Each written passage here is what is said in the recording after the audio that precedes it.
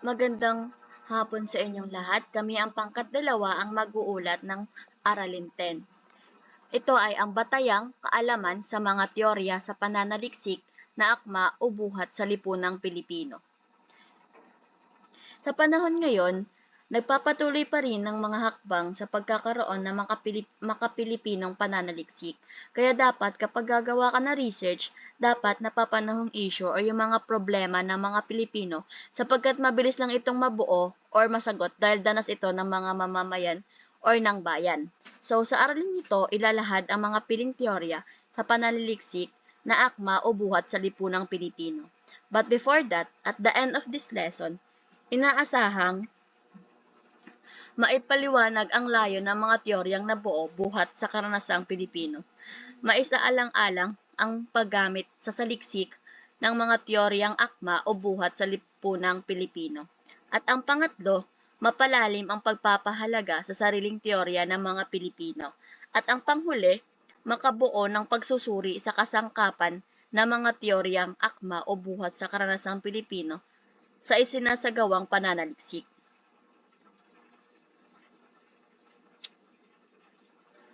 Sikolohiyang Pilipino.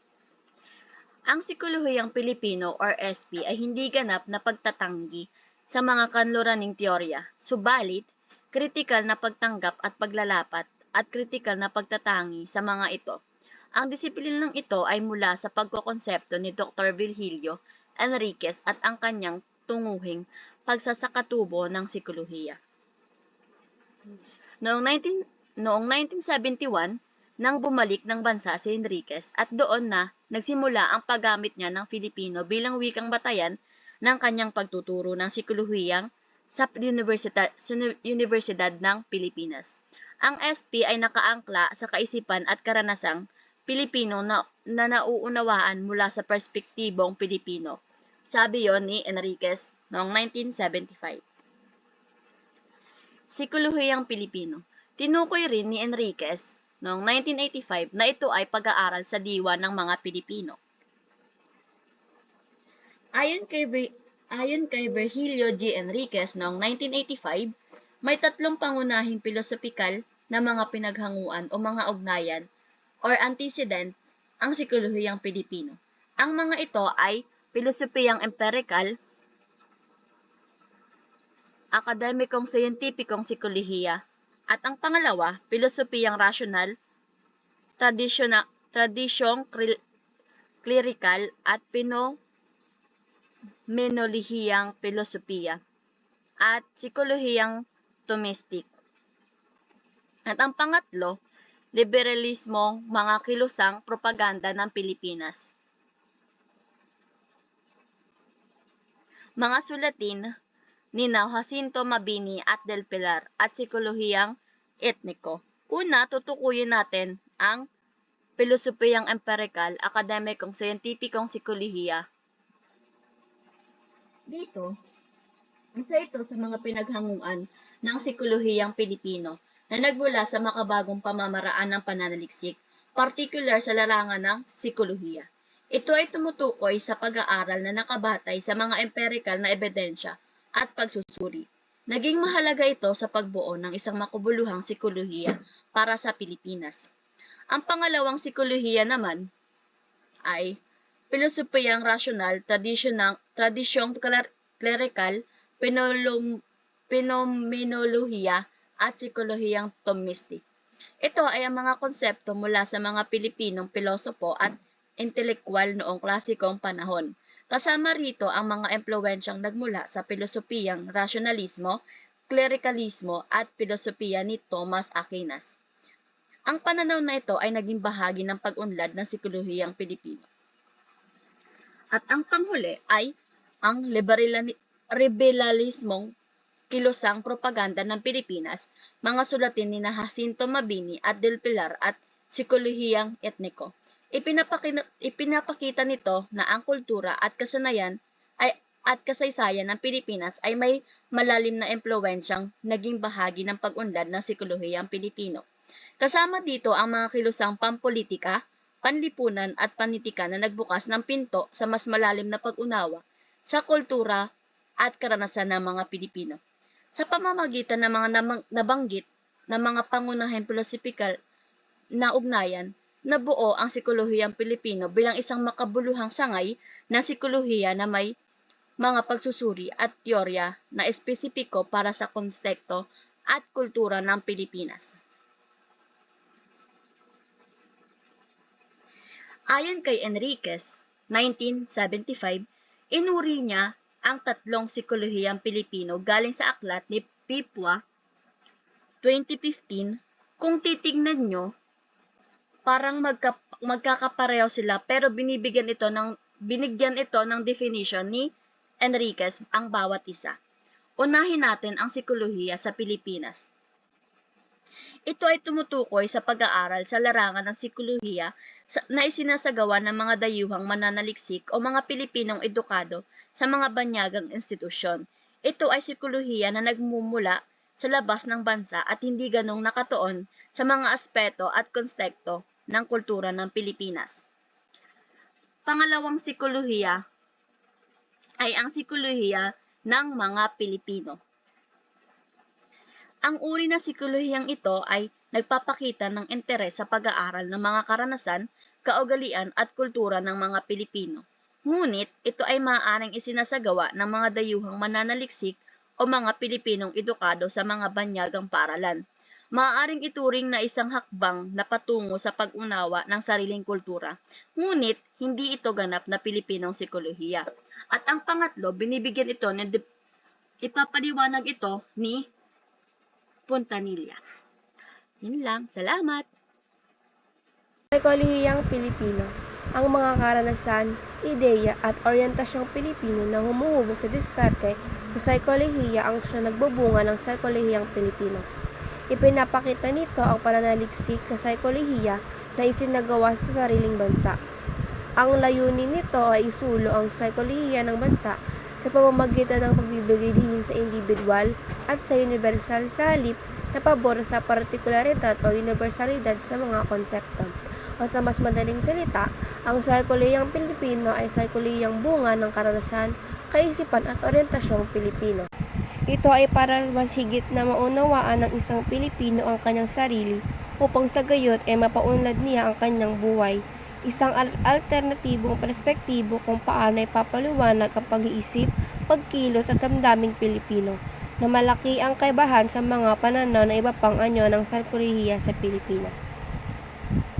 Halimbawa, ang isang kulturang ipinaiiral ng isang pamilya sa kanilang tahanan ay ang batayan sa saikolehiyang Pilipino, nagbibigay ng matatag na katunayan sa pagkakaroon ng sariling kultura na tinutukoy dito. Dito, nabuo ang mga ideyang matatagpuan sa saikolehiya. Saklaw nito ang mga sumusunod.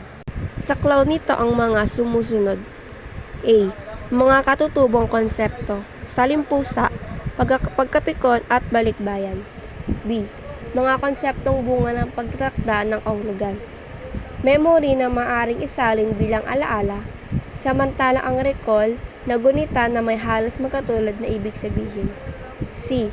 Pag-aandukha o paglalapat ng katutubong kahulugan sa mga salitang hiram. Pananansing mula sa chance, pagkilatis mula sa kilates. D. Pagbibinyag o paggamit ng katutubong salita para sa pandaigdigan o banyagang konsepto, hiya at utang na loob. E. Paimbabaw na asimilasyon ng taguri at konseptong hiram. Reinforcement sa reinforcement. F. Banyagang konsepto. Home for the age. Prejudice pagkat ang mga konseptong ito ay tiyak na hindi taal sa bansa. Ginamit na metapora ang tao at bahay para katawanin ang saikolehiya at bansa. Binabanggit na tao sa bahay ay parang taong pumupunta, dumadalo at hindi taal sa bahay. Samantala, ang taong bahay, pagkat taal o tagaroon mismo sa bahay, ang taong nakatira ay ang saikolehiya. Layo ng saikolehiyang Pilipino ang una, pagsasakatutubo ng mga pag-aaral, pagsusuri at pagteteorya ng tao at kanyang diwa. Pangalawa, pagkakaroon ng panlipunang kamalayan at kabatirang pinakikilos na obyetibong pagsusuri. Pangatlo, patuloy na pag-aaral sa nauna, tradisyonal at kinagisnang saikolehiya. At pang-apat, pagpapatibay sa pagsanib ng katutubong saykolohiya sa iba't ibang larangan at maaaring mailapat na kanluraning konsepto at pag-aaral. Tumutuloy ang mga ito sa tatlong primaryang protestang inahayag ng SP bilang isang larangan. Una, ito ay pagtaliwas sa saykolihiyang inilinang sa mga industrialisadong bansa sa mga bansang palinang pa lamang. Ang imposisyong ito ay tumutukoy sa tunggalian ng tao sa bahay at taong bahay. Pangalawa, ang SP bilang magpapalayong saykolohiya, ito ay taliwas na saykolihiyang nagpapanatili sa estadong kolonyal ng mga kaisipan ng Pilipino. Ang pagtugong ito ay pagtalunton din sa pagbabagong isip bilang hakbang tungo sa dekolonisasyon bilang bahagi ng paglinang sa pambansang kamalayan. Manifestasyon ng protestang ito ang paggamit ng Filipino bilang wika ng pananaliksik sa SP. Pangatlo, ang SP bilang mapaglayong saykolohiya ay tumitiligsa sa saykolihiyang ginagamit upang manamantala ng masa. Ito rin ay tumutukoy sa protesta sa kritikal na pagtanggap at pagtanggi sa mga kaisipan. Magandang hapon ka mag-aral. Ako nga pala si Aiko Dasco. Ang aking tatalakayin ay pakikitungo sa ibang tao at hindi ibang tao. Ito ay tinukoy ni Santiago at Enriquez noong 1976. So, number 1, ibang tao. So, ito ang ibig sabihin ng ibang tao. Number 8, pakikitungo o civility. Ito ay marespetong pag-uugali at paggalang na ipinapakita sa mga individual kahit na hindi sila bahagi ng sariling grupo. Ang letter B, pakikisalamuha. Ipinapakita nito ang pagsasama o pakikisalamuha sa ibang tao kahit pa sila ay itinuturing na outsiders. C, pakikimbagay. C, pakikilahok. Pakikilahok sa organisasyon o gawain upang mas mapalapit sa ibang tao o grupo. Letter D, pakikibagay. Pagsunod sa kaugalian o patakaran sa isang grupo. And letter E, pakikisama. Ito naman ay pagkakaroon ng pagkakaisa sa ibang tao o grupo. And then, number 2, hindi ibang tao, one of us.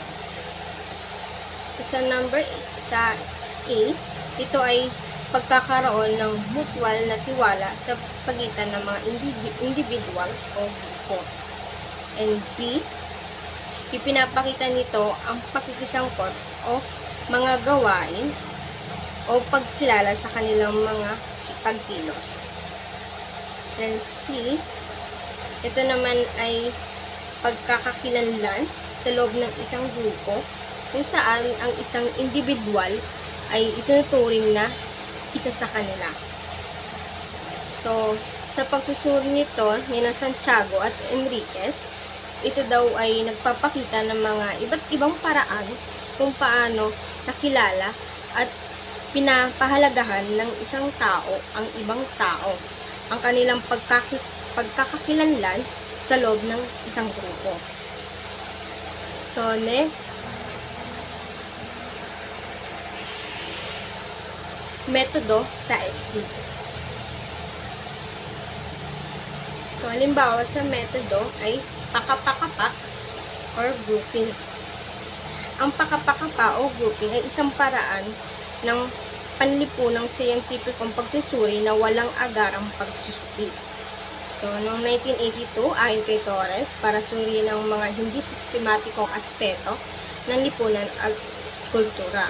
So, sa pamamagitan ng pakapakapa, ginagamit ang proseso ng pagkuha, paghahanap at masusing pagsusuri sa mga datos na maaaring magkaroon ng kaayusan, kahulugan at patunay para sa pananaliksik. So, ang layunin nito ay pagtuklas at pagsusuri ng mga kaalaman o kahulugan na maaaring maging basihan para sa mas detalyadong pagsasaliksik. So, next is pagtatanong-tanong o asking question or questioning. So, ang pagtatanong ay layunin nito ang pagsusuri at pagtuklas sa mga aspetong issue o pangyayari.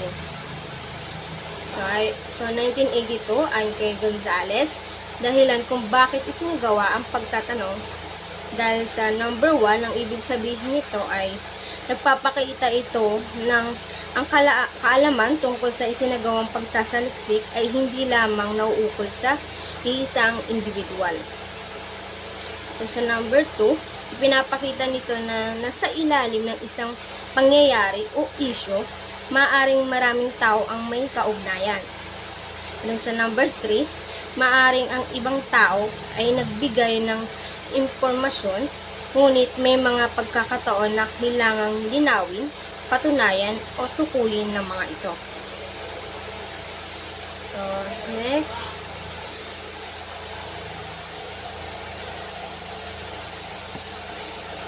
Pakikiramdam. So, ang pakikiramdam ay isang pagsasaliksik na naglalayong maunawaan ang damdamin o sensitibidad ng mga responde hinggil sa isang particular na issue o paksa. So, 2000, ayon kay Pepwa at Protasio Marcelino, ang layunin nito ay ang makaramdam o maging sensitibo sa mga pangunahing alalahanin o damdaming mga taong kinakailangan ang mga reaksyon.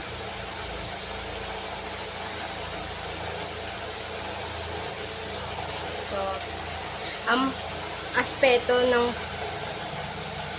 pakikiramdam ay maaaring mapansin sa mga di-verbal na obserbasyon tulad ng kilos, galaw, tono ng boses at maging sa mga mata ng mga respondent. So next, pakikialam. Ayon kay Gepigon at Francisco, sa mga katanungan ay karaniwang nagsisimula sa bakit at naghahanap ng paliwanag. So, ang pakikiramdam daw ay isang paraan ng pagsasagawa ng pagsasaliksik na nagpapakita sa pag-alala at interes sa ibang tao o issue.